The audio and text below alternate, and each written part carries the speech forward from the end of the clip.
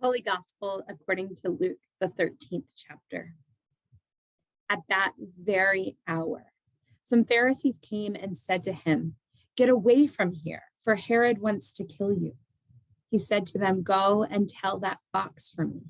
Listen, I am casting out demons and performing cures today and tomorrow, and on the third day, I finish my work. Yet today and tomorrow and the next day, I must be on my way because it's impossible for a prophet to be killed outside of Jerusalem. Jerusalem, Jerusalem, the city that kills the prophets and stones those who are sent to it. How often I have desired to gather your children together as a hen gathers her brood under her wings, and you were not willing. See, your house is left to you, and I tell you, you will not see me until the time comes when you say, 'Blessed is the one who comes in the name of the Lord.'" Praise to you, O Christ. So do you have that place? That place where you go and your spirit feels at home. The place where you know the contours of the corners, where your soul breathes and rests. The place where your story just seems to be written into it.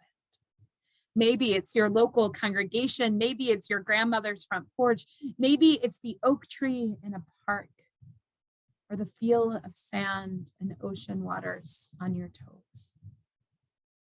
It's a place that no matter what journey takes you, no matter what road or swerve or life interruption, your life, maybe your spirit, still circles around it. Your stories forever intertwined. Well, Jerusalem is that place to Jesus's life. Jerusalem is that place not where Jesus was born, but that Jesus's life circled around. He was dedicated in that temple. When he was lost, his parents found him teaching, proclaiming this gospel of liberation in Jerusalem. And then when he encounters the devil in the wilderness, just before his public ministry begins, Jerusalem is part of the temptation. Jesus's life circles around it. Then in chapter 9 of Luke, we encounter Jesus setting his face to Jerusalem. Setting his face. It's no more evident than it is in the Gospel of Luke. In fact, the author of Luke Acts names Jerusalem 90 times. The rest of the New Testament only mentions it 50. It's clear that Jerusalem weaves and circles and intertwines into Jesus' story. And although Jesus has been part of God's mission in the world, healing and casting out demons, now the mission crystallizes. Jerusalem, Jerusalem, Jerusalem, the center of the Jewish world. Jerusalem, it's in this place where Jesus was dedicated that Jesus would also be crucified. And it's in this place that the mission of God opens the way of love and everlasting life, the way of relationship to all of humanity. And Herod is having none of it.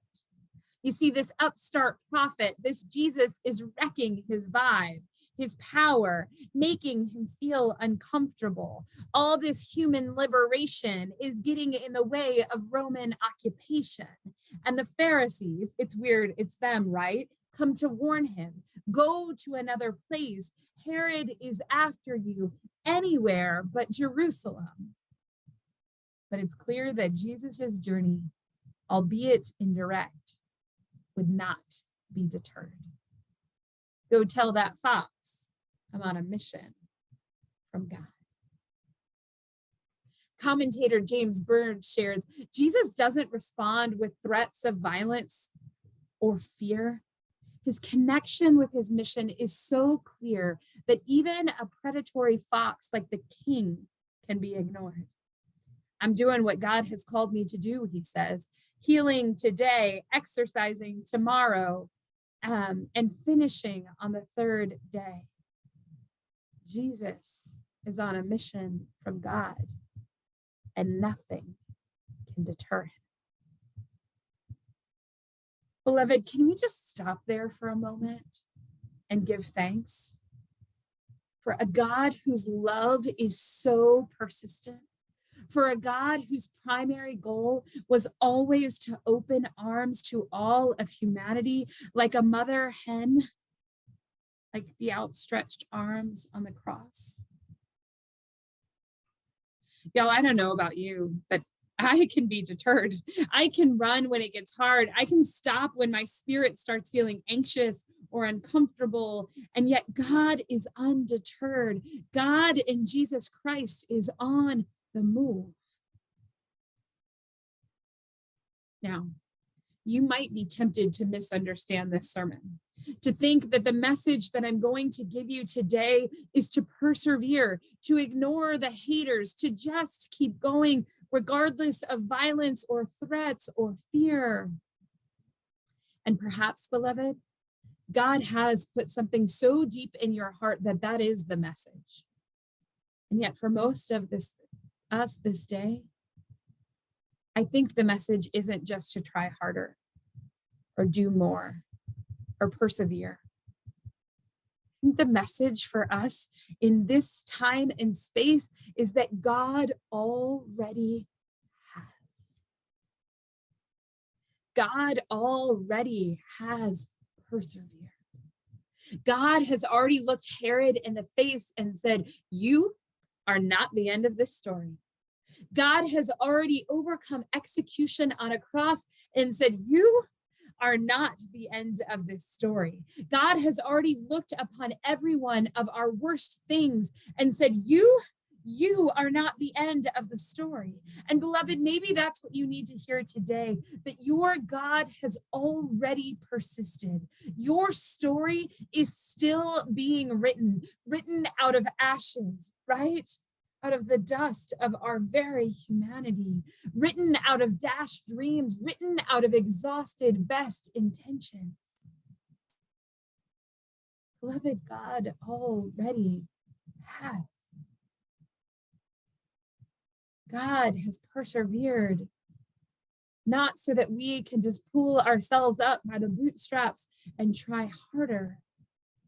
But God in Jesus set his face to Jerusalem so that we could turn our face to our neighbor and offer love.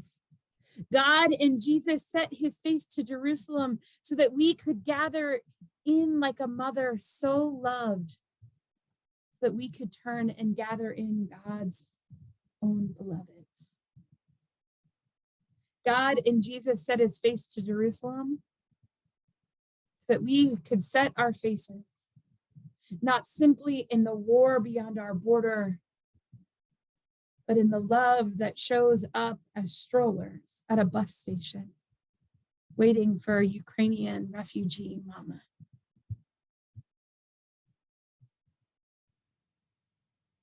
Full disclosure, beloveds.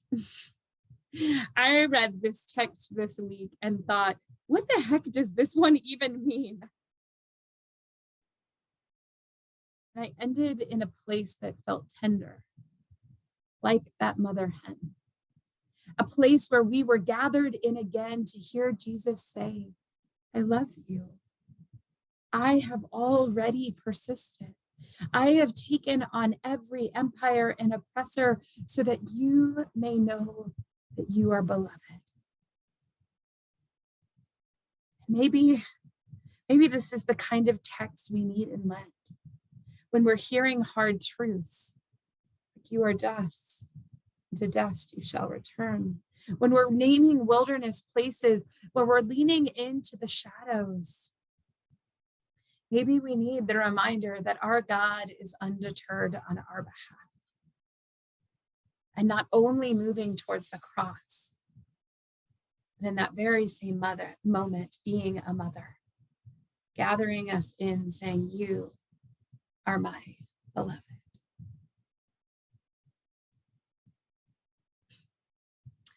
Gregory of Nyssa, an early church father, was credited with saying, "How fitting it is for God to die with arms wide open. For how else could he have embraced the world?" Beloved, Herod, the cross, would not deter the love and welcome and arm embrace of our God. So may we too be undeterred in our love. May we know that we don't have to do it alone or by our bootstraps or even by just trying harder. May we know there are days that God embraces us. And then out of that deep embrace, like a mama hen sends off her chicks, we too are sent off to love this world. And maybe our lives will always circle around a place like it did for Jesus in Jerusalem. But the gift of this day is whatever that place holds. Stories of hurt, stories of fear, stories of hope. God can hold them all and whispers in the midst, "You are my beloved." And for that we say thanks be to God. Amen.